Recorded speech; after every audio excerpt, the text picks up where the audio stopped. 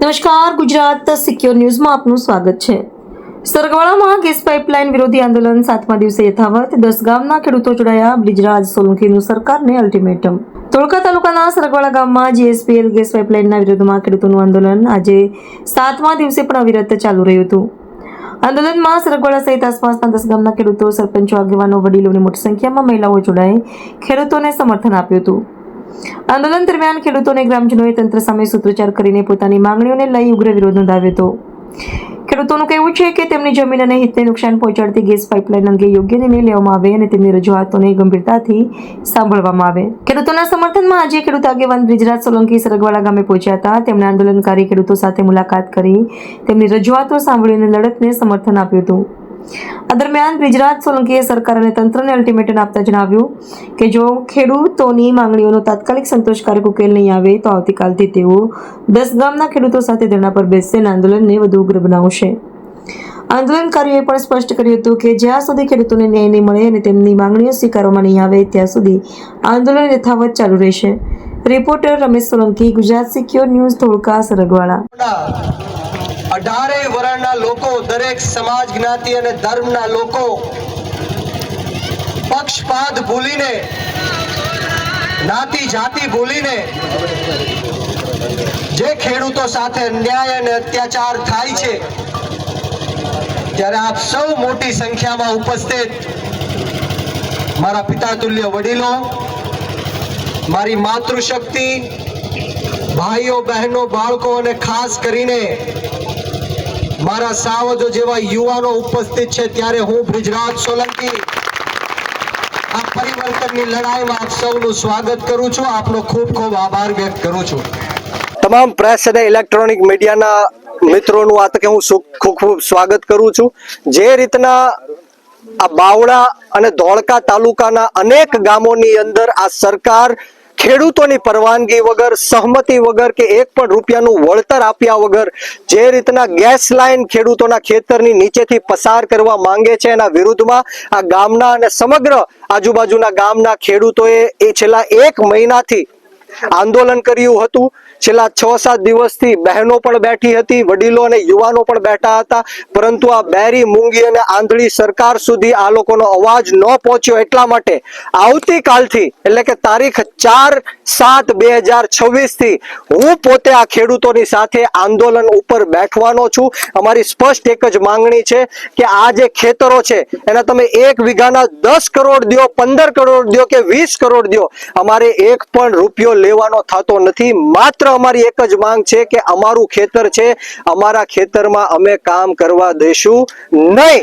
આ માંગણી સાથે હું કાલથી આ સરગવાળા ગામની અંદર આંદોલન ઉપર બેઠવાનો છું। હજારોની સંખ્યામાં બાવળા તાલુકા અને ધોળકા તાલુકાના જે 10 ગામો આવે છે તમામ લોકોને હું વિનંતી કરું છું, તમામ ખેડૂતોને હું વિનંતી કરું છું જેમના ખેતરોમાં ટાવર નખાઈ ગયા છે, ખાડાઓ ખોદાઈ ગયા છે, ડ્રેનેજ લાઈન નાખવાની છે કે અંડરગ્રાઉન્ડ ગેસની લાઈન નાખવાની છે, હું તમામ ખેડૂતોને વિનંતી કરું છું, હાકલ કરું છું, આહવાન કરું છું, આવો આપણે સૌ સાથે મળીને સરકારની સામે એમને જડબા તોડ જવાબ દઈએ, ઈંટનો જવાબ પથ્થરથી દઈએ। આપણે ક્યાં સુધી લડેંગે, જીતેંગે, મુર્દાબાદ, જિંદાબાદના નારાઓ લગાડતા લેશું।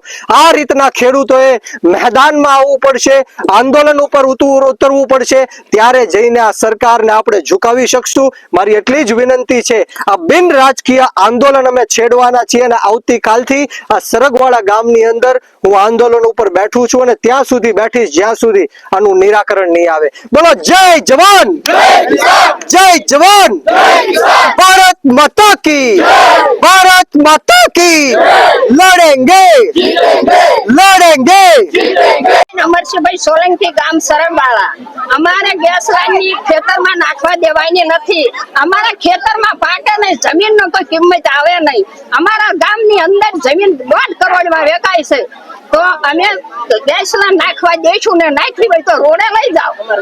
અમારે વળતર બિલકુલ જોતું નથી। અમે દિલ્હી લગી કેસ લડવા તૈયાર છીએ। બેન મહેન્દ્રભાઈ સોલંકી, અમારી સરગવાળા ગામમાં ગેસ લાઈન નીકળે વગર કારણે અને વગર ઓલી મંજૂરી લીધા વગર અમારી પાસે કોઈ સાહેબો કે કોઈ આવ્યું નથી। અમે સહયોગ કરી નથી, એમ નામ સહયોગની કાગળિયા કરી નાખ્યા છે. હવે પછી અમારે કાઢવા દેવાની થતી નથી. એ કે વળતર આપી, અમારે 100% વળતર આપે ને તોય અમારે વળતર લેવાનું નથી. આ આગળ જતા અહીંથી હરગવાળાથી કાઢી આગળ ના મંજૂર કરે. આ રોડ અમે બેઠા છીએ, બેજલકા વાળાએ ના થવા દીધો. આ શું અમને કઈ હવાલી મવાલી સમજા? હા, બધું હરગવાળા આ લોથલ બનાવે મોટું, ત્યાં અમને અંદર મંજૂરી નથી. શું આ સરકારનું છે બધું અહીંયા? ના, નાખવાની છે વળતર આપવાનું કે છે વળતર નથી, લેવાનું જ નથી, અમારે નાખવી જ નથી, જોતી જ નથી વળતર. અમારી માંગ એટલી કે રોડ ની સાઈડ માં થઈને લઈ જાય. એમની સરકારી જગ્યામાં અમે ખાલી એક જરીક સંદાસ બનાવ્યું હોય તો એ દબાણ કરીને કાઢી નાખે છે. તો આ તો અમારા બાપની જમીન છે, એમાં તમે લાઈન નાખી શકો? એ અમારે નાખવા દેવાની નથી. બેન વનરાજભાઈ સોલંકી, ગામ સરગવાળા. અમારું કહેવું એવું છે કે ખેડૂતોને ઓછી જમીન હોવા છતાં કરોડોની જમીન જાય અને આ લોકો વળતર ના આપે તો અમારે ગેસ લાઈન નથી થવા દેવાની, નથી થવા દેવાની. સિક્સ લાઈનમાં રોડની ધારમાં લઈ જવી હોય તો લઈ જાય, બાકી સરગવાળા ગામમાં અમે ગેસ લાઈન નહીં થવા દેવી. બરોબર? ગેસ એજન્સીના અધિકારીઓ તો કહે છે કે અમે વળતર વળતર આપે તો પણ બનાવવા દેવી ને, નકર તો નહીં જ બનાવવા. બરોબર? આ તો કઈ જમીન સરકારના બાપની તો જમીન છે જ નહીં. બરોબર? હા, જમીન થોડી સરકારના બાપની છે, જમીન ખેડૂતોની છે. એટલી રાખે અમે નહીં થવા દેવી, એટલે ગેસ લાઈન નહીં થવા દેવી. બરોબર? જોતું નથી, ગેસ લાઈન થવા દેવી નથી. અમારે 1 થી 10 વાગે અમારે ગેસ લાઈન નાખવા તમારી સરકાર જોડે શું માંગ છે? હા, સરકાર જોડે અમારે એ માંગ છે, અમને ન્યાય આપવો જોઈએ. બરોબર? ન્યાય તો અમને મળવો જ જોઈએ ને. શિક્ષણ લઈ જઈએ તો શિક્ષણ લાઈન લઈ જાય, બાકી ખેતર વચ્ચે તો નહીં જ. અમને સરકાર ન્યાય નહીં આપે ત્યાં સુધી અમે વિરોધ કરશું, ત્યાં સુધી મહિલા આદમી બધા અમે ભેગા થઈશું. બાકી નિર્ણય તો અમારે જોઈશે. અત્યાર સુધી તમને કોઈ સરકારી અધિકારી કોઈ કોઈ સરકારી અધિકારી આજો ચાર ના વાત જોઈ, કોઈ સરકારી આયો નહીં.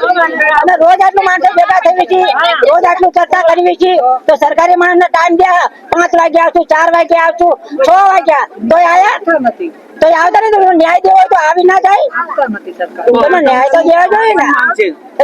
થાંભલા નાખવાના હોય તો અમારી જમીનમાં પાછા નાખી દેવાના, ગેસ લાઈન નાખવાનો અધિકાર તો ખરો ને. ખેડૂતો શું ભૂખ્યા માટે સરકાર આપશે? મોદી થોડો રોટલા આપશે, સરકાર આપશે? અદાણી રોટલા આપશે? અદાણી ને જ્યાં ભાવ થાંભલા નાખી દીધા, આને જ્યાં મોદી ને ગેસ લાઈન ભાવ નાખી દીધા, તો થોડી બાપ ની જમીન છે. વળતર તો એને આપવું જોઈએ ને.